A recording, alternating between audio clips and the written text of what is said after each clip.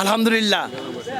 কিছু কিছু জায়গায় এমন হয়েছে যে যখন লিফলেটটা তাদেরকে দিয়েছি, মানে ওনাদের মুখে এত স্বতঃস্ফূর্ততা দেখেছি আমরা যে আমরা খুব অভিভূত যে আসলে কার জন্য এসেছি প্রশ্নটা সেটা না, কোন প্রতীকের জন্য এসেছি প্রশ্নটা হচ্ছে এই জায়গায়, কোন প্রতীকের জন্য এসেছি।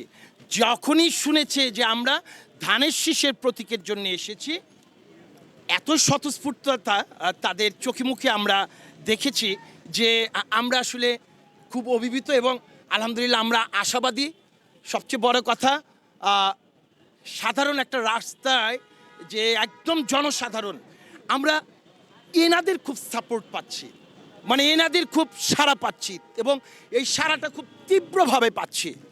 মানে মনে হচ্ছে যে আমরা যে ওনাদের যে দাঁড়িয়ে আসছি, ওনাদের কাছে যে আসছি, ওনারা মনে হয় আমাদের জন্য অপেক্ষমান ছিল যে আমরা আসবো, কোনো বিরক্ত না। দেখেছি আমরা যে একটা চায়ের দোকান করে, যে একটা ভালো ব্যবসা করতেছে, কিংবা যে একদম ফুটে বসে দোকানদারি করে, তার ব্যবসার যে কিছু সময় যে নষ্ট হবে এটার জন্য সে বিরক্ত, আমরা এইরকম কিছু দেখিনি। আমরা দেখেছি যে খুব বেশি স্বতঃস্ফূর্ত প্রতিশ্রুতিতে আমাদের সংগঠন দিয়েছে, আমাদের দলের চেয়ারম্যান জনাব তারেক রহমান দিয়েছেন।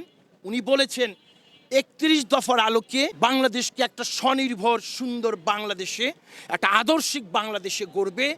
যেই দেশটা গড়তে চেয়েছিল শহীদ রাষ্ট্রপতি জিয়াউর রহমান, যিনি আপোষ করেন নাই, আপোষের নেত্রী গণতন্ত্রের মা বেগম খালেদা জিয়া এবং ওনাদের সুযোগ্য সন্তান জনাব তারেক রহমান, যিনি আরও আধুনিক বাংলাদেশ গঠন করার লক্ষ্যে উনি ঘোষণা দিয়েছেন। ওনার সর্বপ্রথম ঘোষণা হচ্ছে স্বাধীনতা, সার্বভৌমত্ব, আমাদের বাক স্বাধীনতা, আমাদের অধিকার, এবং এই দেশে কোনোদিন আর কোনো মানুষের নামে যেন গুম, খুন, মিথ্যা মামলা এগুলো না হয়।